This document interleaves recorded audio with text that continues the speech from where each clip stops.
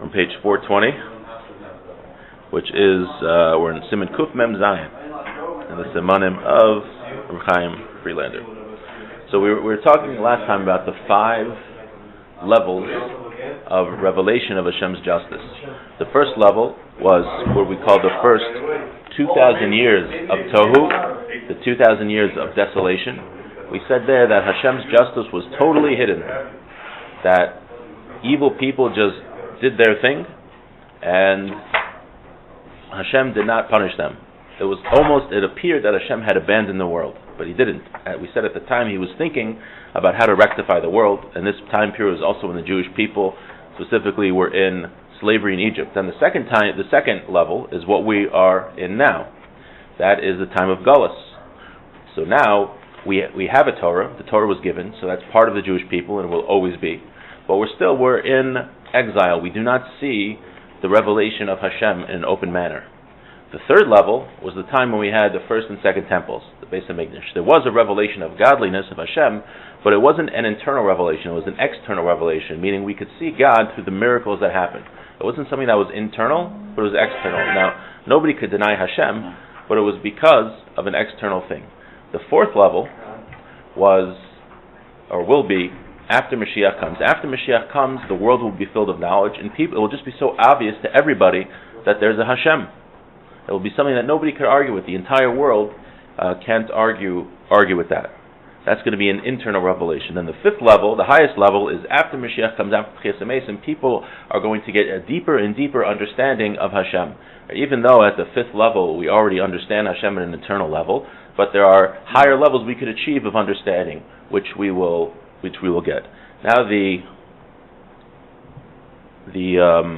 Ramchal is going to continue and tie this in to something in our world now. These 5 levels, we're going to see a representation in this world now. So let's see. So he ended off last time. I want to tell you a pleasing thing. How these 5 levels, we actually see them manifest in the world now. We'll see how that is. Amar Neshama, says the Neshama, I definitely want to hear this. Amar Seichel, says the intellect. Tira, Yitzira Sa'adam Behadrago Seha. Ki HaKadosh Baruch Hu hayachol laholid ha'adam mesuchlal b'chol shleimusa vada im hayreitze ki ein lamaneya. He said, let's look at a human being, the creation of a human being. A person is born as a baby. Had Hashem wanted, a person could be born in his full stature, with his full faculties.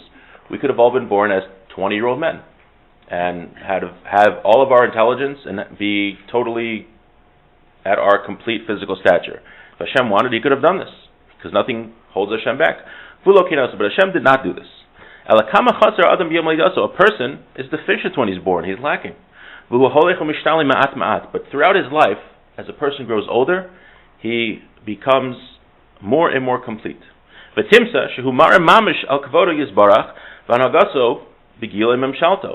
a person grows older, it's actually a reflection of the different levels of Hashem's revelation in the world. So we see that there are 5 levels about how Hashem reveals Himself in the world and His attribute of justice. So too, there are 5 levels of human development.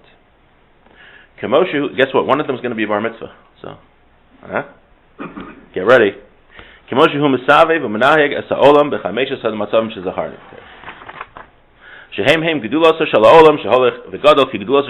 world grows just like a human being grows. And the glory of Hashem goes and grows with these different levels. Now, the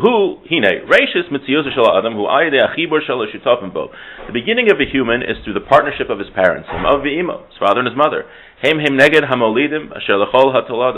They are, now the father and mother represent the forces which bring about the results of those forces into the world. So just like for a human to come into existence, he needs forces which cause him to come into existence. So too, in the world, there are causes which cause Hashem's revelation to come into the world. But when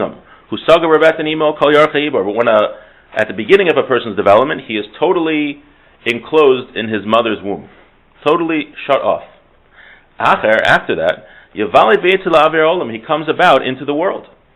And now he's a baby, and he grows little by little. V'eino mushlam adayin, but he's still not complete. Lo b'kamosav lo b'daito. His intellect is not complete, and his physical stature is not complete. Ad sheyamod al tzivyono, until he becomes mature. V'hine, v'tchila yishtalim b'daito ad sheyischai v'mitzvos. Now, what comes next? After a human being is a child, he becomes complete in his knowledge until he's required to do mitzvahs. When he becomes complete in his knowledge, then he's required to do mitzvahs. Menashe, what age is this? What age is this? When a person is complete in his knowledge, his intellect is complete, and he's required to do mitzvahs? 13. V'hu ben Yud Gimel, he's 13. When he becomes a bar mitzvah. Very good, yeah. I heard that the brain, though, fully develops when someone's around 25, though. So we're not there yet. V'im kol zeh adayin eino shalim. However, he's not complete. Even when he's 13, he's not complete. No offense, Menashe. So Denanar, he's still a child. So as you may have commonly heard amongst people when you're a kid, oh, today you're a man. Did anyone tell you that yesterday, Menashe? Today you're a man. You're bar mitzvah. Yeah. So it's not true. Sorry. I apologize. You're definitely chayav in mitzvahs. You've definitely reached a new level in your life, a new serious level where you get to serve Hashem, but you're still, unfortunately, the Ramchal says, a child. Achar kach yishtalim v'yamod al pirko legamri. Then, after that, he becomes totally complete. Like you're saying, he's not totally developed when he's 13. But he's saying he reached a certain level of knowledge, of intellect, where he is then required to do mitzvahs. But after that, he becomes totally complete. Becomes a young adult. Perhaps he doesn't say here, but perhaps that's 20, because a person is only, when you're 13, you are responsible in the lower courts, and you're required to keep mitzvahs, but you're not found liable in the heavenly courts until you're 20. Because a person isn't totally complete yet. Now after that, that's still, a person's still not complete. After a person reaches young adulthood, he still has the ability to go level after level, to have a deeper intellect, a deeper understanding of Hashem, and to grow further. So while a person is fully mature, we'll say around 20, nevertheless, he has the ability to grow and deepen his understanding of Hashem, and has a deeper intellect, right? And this is analogous to the fifth level, that we said even after Mashiach comes, when people totally understand Hashem and the revelation of Hashem, they still have an opportunity to grow. B'hidur hazikna, with the glory of old age. You ever hear that phrase? V'teres seva, and the crown of old age, of being satiated, b'tam zekanim, and the taste of old age, asher rov shanam yodiyah chachma, with the majority of years you know wisdom. V'inei kol ze dugma l'seder ma'isa b'hadraga asher zecharna l'mala. And this is all a dugma, it's a parable, it's a representation of the 5 levels we had before. So the human being has these 5 levels, just like there are 5 levels of creation. First, he's in the womb, totally shut off. Then he's a child, a baby, where his intellect isn't complete. Then he becomes 13, where he reaches a certain level of intellect, where he is required to do mitzvahs. Then in young adulthood, he's totally finished with the development of his intellect and his physical body. And then beyond that, it's not downhill from there. In our society, in secular society, we look at, okay, after 25, everything is downhill, and nothing is great, and you get to middle age, then you have to go to a home. It's very depressing. That's not how we look at it.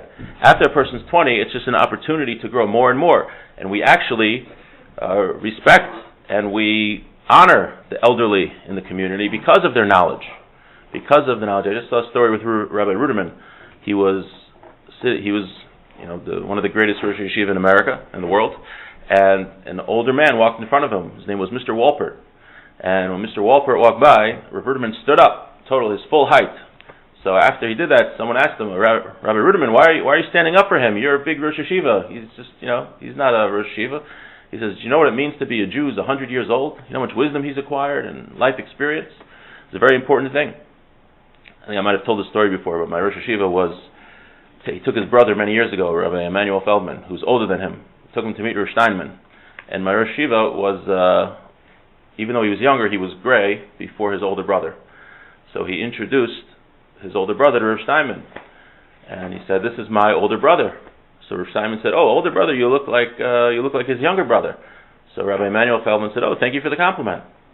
So that was that. So later, Rosh Steinman came up to my Rosh Yeshiva and said, tell me, your brother said I gave him a compliment. What compliment did I give him?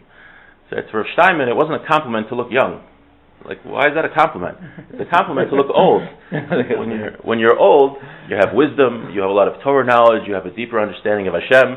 So to him, right, telling someone they look young, he didn't even understand what the compliment was. So that's what we do in Yiddishkeit. That's what the Ramchal is saying here. It's youth. Youth is for the young, right? When we get older, we have a deeper understanding of Hashem, and that's very important. So there was, my Rosh Yeshiva had a student who, I think he lived in Ramat Gan. He wasn't religious at the time, and he used to bike on Shabbos, and he would walk. He would go for jogs or walks, and he would walk to Bnei Brak. Ramat Gan, where he lived, was not a religious city. I think it was Ramat Gan, might have been Tel Aviv. And he would go for walks in Bnei Brak, and there was something different about Bnei Brak. Every week, he couldn't put his finger on it. He said, besides the fact that they dressed different, there was something different about the city of Bnei Brak than where he lived, and he couldn't put his finger on it. And eventually he figured it out. He said, Bnei Brak has old people. So where he lived in his secular city, when the people get old, they shut them off in a nursing home. And they're not on the streets. But you go in Bnei Brak, you see an older man walking with his family, with his children, and they all want to hear what he has to say, and they respect the elders. Because that's the value. The value is this person has lived so long, has a greater understanding of Hashem. We honor him. We want to learn from him as much as we can. But where he lived, the purpose of life is just pleasure fulfillment. So when you get past a certain age, when you get to your 70s and 80s and beyond, you can't really have so much pleasure. We have no use for you anymore, so I'll throw you away in a nursing home. And that really, when that hit him, he realized, wow, there's something special in this society. Let me go find out more. Okay, so let's do a little more. So a little bit more. Amra Neshama, says the soul. Vaday davar miskabel me'odhu. What you're saying is definitely very, very pleasing, very good. It makes sense that a human being hints to secrets of the world. So we're saying a human being hints to the way Hashem runs the world. Right?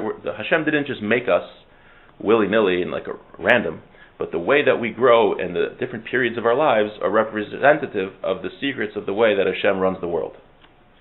Like he said, the Ramchal said, Hashem could have made us totally, come out of our parents, come out of our mother, totally, ready to go, okay, here's a briefcase, go to work, get a job, Okay, Amra Seichel, says the intellect, V'gam kol shar brios ha'olam him kav. So too, everything in creation is like this. All of the creations hint to spiritual matters. Every creature in the world hints, more than hints, is a representation of a hidden hanhaga, a hidden way that Hashem deals with the world.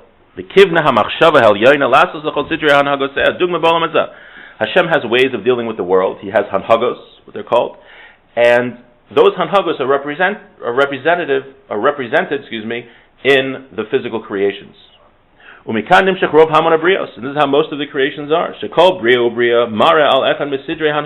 Each creation shows a different hanhaga of Hashem, a different way that Hashem operates the world. So a human being represents through his maturation, the different levels and the complete way that Hashem deals with the world. Let's say different animals represent different hanhagas of how Hashem deals with the world. For example, you have an aardvark.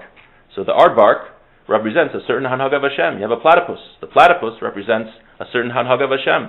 So to the squirrel, everything in the world is representative of a different way that Hashem deals with the world. And that's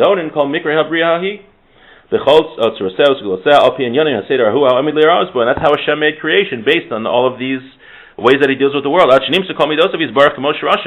all of the attributes of Hashem, their roots.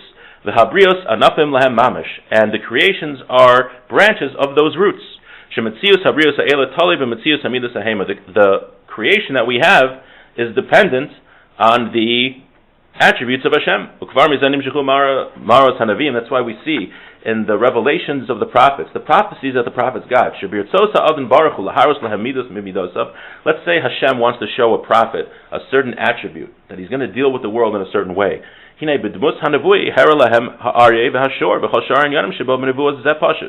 What Hashem would do, let's say when he wants to show, power, for example, the Ramchal says, I'm guessing, but like power or kingship, Hashem would show the prophet a lion. Right? He would. Right? The only prophet that spoke to Hashem directly we know was Moshe, but the other prophets they saw in parables.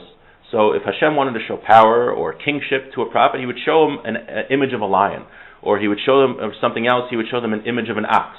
And the prophet would understand, through that image of the lion, that represents Hashem's power and Hashem's kingship, and X, Y, Z is going to happen to the world. So we're seeing that just like the human being represents the different hanhagas of Hashem and the different levels of revelation of Hashem, so too every animal and every part of creation is a representation of one of those midos, of one of those ways that God deals with the world. Oh, so he's married on the bottom, bro.